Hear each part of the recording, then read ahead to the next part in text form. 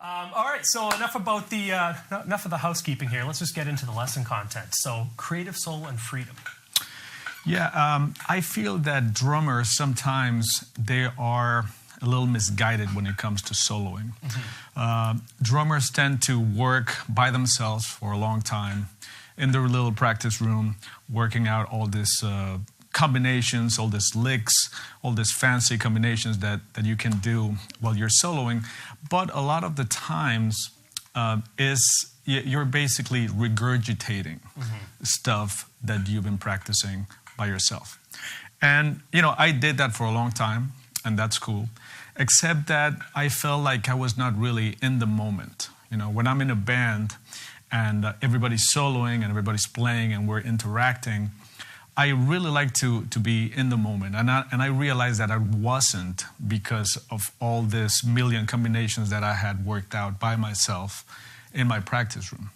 So I had to make a little bit of a mind shift, start thinking different about soloing and about how to approach this amazing instrument.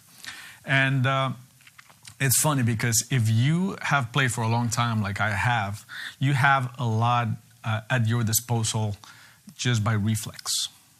It's easy for me to just fill, bars and bars and minutes and hours of just random playing without having to think a lot. And it might sound impressive to some, but nowadays my focus is to really try to tell a story when I'm soloing. It should be like language. Whenever you're talking, you should have punctuation marks, and you should make pauses, and you should pronounce your words in different ways. And, there's a lot of similarities between human language and playing. So my idea is to emulate human language as much as possible, in the sense that it needs to tell a story. And there's many ways of doing it, and I would like to talk about some of them, sure, yeah. If that's okay.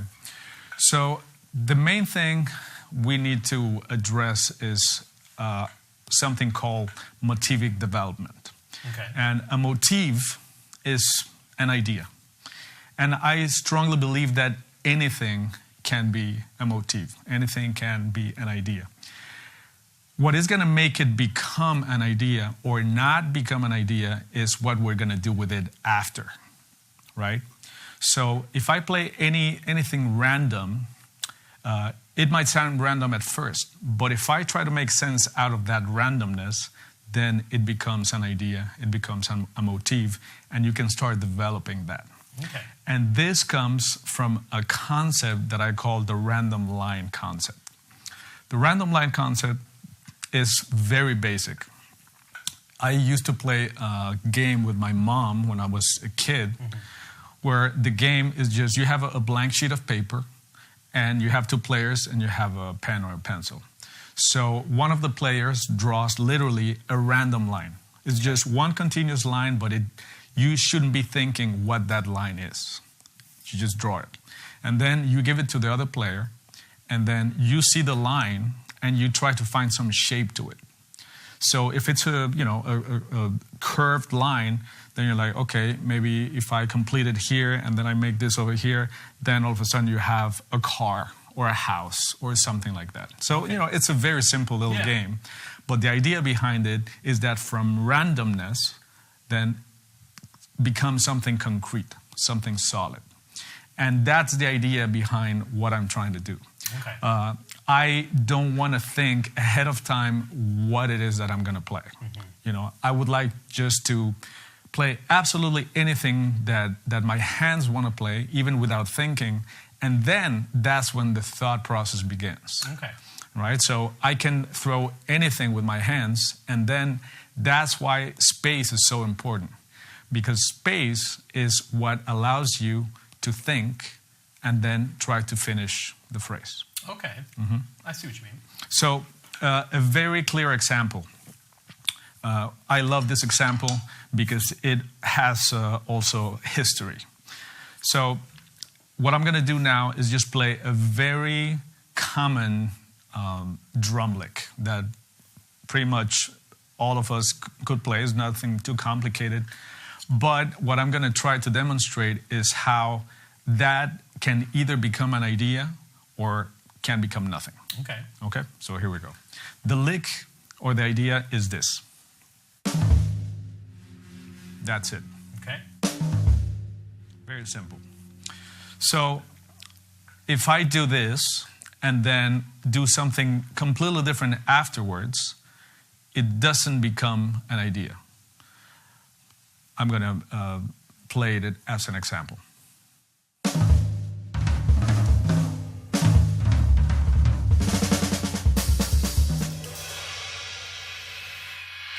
You know, I was just playing by reflex. Yeah. I was not trying to think of anything except for letting my hands do what they do. Okay. And now, the same idea, right? Let's put some beat to it, some time. And I'm going to choose to do, let's do 2 and 4 on the hi-hat, like if it was swing, right? Okay. 1, 2, 1, 2, 3, 4.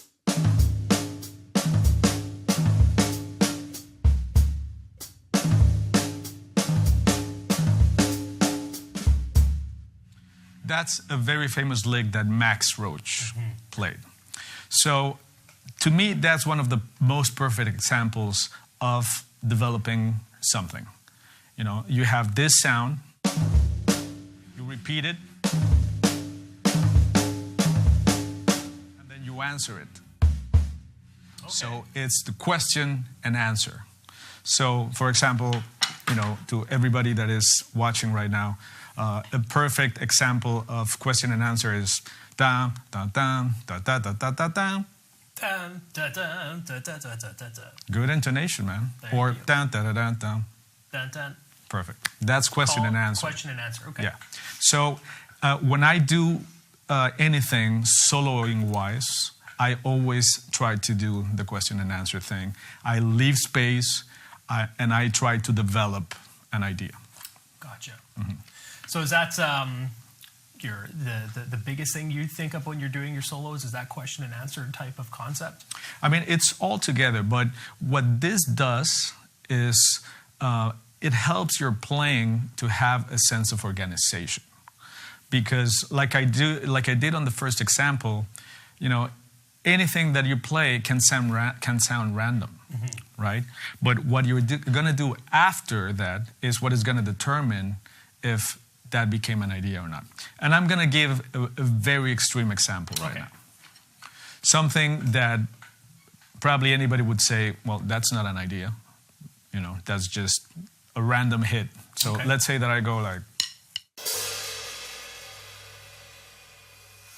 that's my idea. How am I going to develop that? That's the big question. So I'm going to play that idea. Repetition is very important. So I'm going to repeat it. I'm going to leave some space and then see where it takes me. The hard thing about what we're trying to do here is that you actually have to think. You have to think all the time in real time. When you are playing, a lot of times you are not thinking that much, which is, you know, it's almost a contradiction that you can play without thinking. But a lot of people can spend their whole life soloing and doing a bunch of very fancy stuff and never really say anything meaningful. You know, you're like babbling on the drums. So this concept is just for you to be able to organize your ideas a little bit more and tell a little bit of a story. And it can be a small story, it can be a long story, it can be a simple story, it can be a really complex story. But one of the key ingredients is to remember what you did.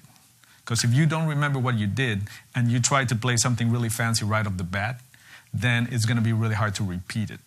Gotcha. So what I encourage everybody to do is to play something very simple in the beginning that you can remember. Okay. So let's go on with that idea that I just did.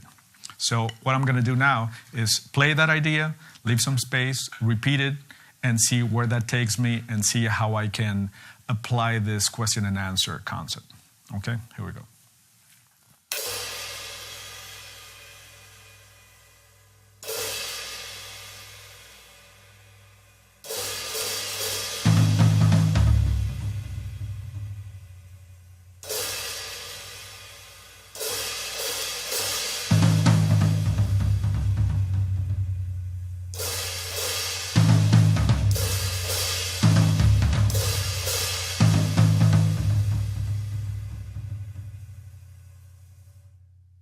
So it's something very simple.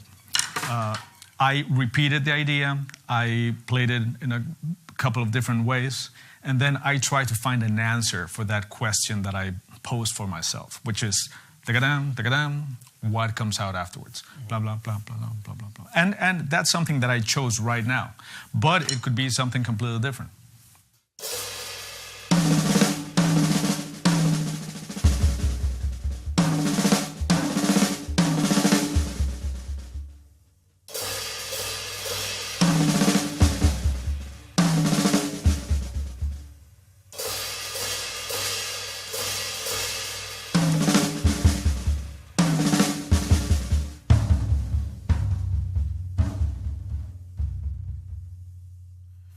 And I'm always very careful of dynamics. Dynamics are paramount when it comes to soloing. If you solo at the same level all the time, it's like if you're talking like a robot. You know, there's no inflection. Yeah. And inflection, when you're playing, it's one of the most important things you need. Another thing that I take into consideration a lot is contrast. Okay. You cannot have loud without having soft, right? So if I play da-ga-dam, da-ga-dam, da-ga-dam, and everything I play is loud, then, you know, everything is going to be at that volume. But if I do...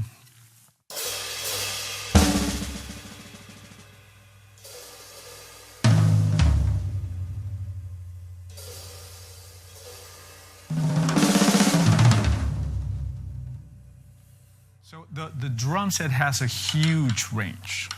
And I've seen many, many drummers that just play from here up, and they don't exploit at all the range that you have from loud down. They just have loud and really loud. And I really think that you have the power to be as quiet as the quietest member of the band, or you can drown the whole band if you want, because that's the power that the drum set has. So how do you get into that mindset where you can start thinking of creative ways to answer the question that you just asked on the drums? Well, I think it's just a matter of, one, thinking. You know, we have to get used to actually thinking. It's not something that comes out immediately. You have to practice this methodology. But I think the more you do it, the more you start feeling comfortable with the unknown, you know, because all of this is stuff that you've never played before. That's what's so cool about it. You know, you don't have to depend on your licks that you always play and that you practice for a million years. What is so cool about this is that you can play fresh, new things every single time. And of course, you're going to use your technique. You're going to use your abilities. You're going to use even the same licks that you know how to play, but in a different way. You know, you're going to swap them. You're going to turn them around. You're going to flip them around. And it's going to give you just a wider amount of possibilities, you know, a wider range in your explorative endeavors as a drummer. And to me, that's the most fun, you know. I've been playing for so long that it's easy for me to get bored with my own stuff. So this allows me to kind of keep exploring constantly, but I have to remember to leave space and to be patient. Patience is so important when it comes to this, because if you're not used to leaving space, you can be playing and 2 seconds feels like 2 hours. You know, especially for us drummers that we love to fill every single moment that we can. So I think it's very important for us to become friends of silence and friends of space, because what you don't play is just as important as what you play. So the idea behind all of this is for your playing to get a little more organized, and for your explorative nature to become a little freer, you know, and not be so scared of throwing something on the drums that is completely different and new. And maybe sounds that you've never even experimented with before. You know, like I always encourage drummers to try out just weird stuff on the drums, because that can become something. You know, just to give you an example.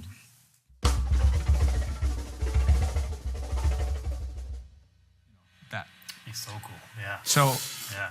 the thing is, okay, that is just a sound, right? So what are you going to do with that is what is going to determine if you're developing something, telling a story. And a lot of the things that I'm playing are free of time. There's no time. Okay. But then you can start going into time and playing some of the same ideas. So I'll give you an example.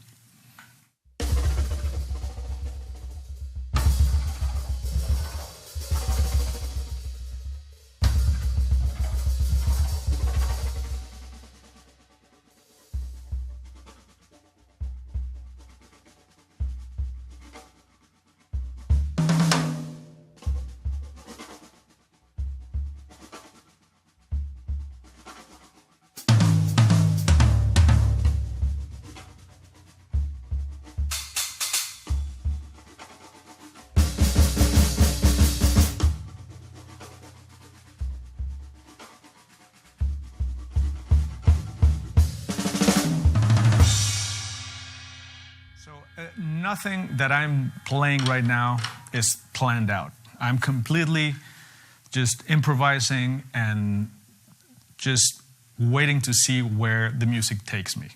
You know, I'm not pre-planning absolutely anything. The only thing I pre-plan is, okay, I'm going to start with this sound. And then if I leave space and I try to make sense out of what I just played, that's where the random line concept comes into play. Got it. That's my random line. Now let's see how we can finish that line so that it becomes something. So a challenge, I guess, to you guys out there watching was to take something completely, completely random, and just have fun with it. Try and leave some space. That's the beauty of it, you know, that if you just give yourself some time to think and you have the patience to develop something, you can literally play absolutely anything and you can make some sense out of it.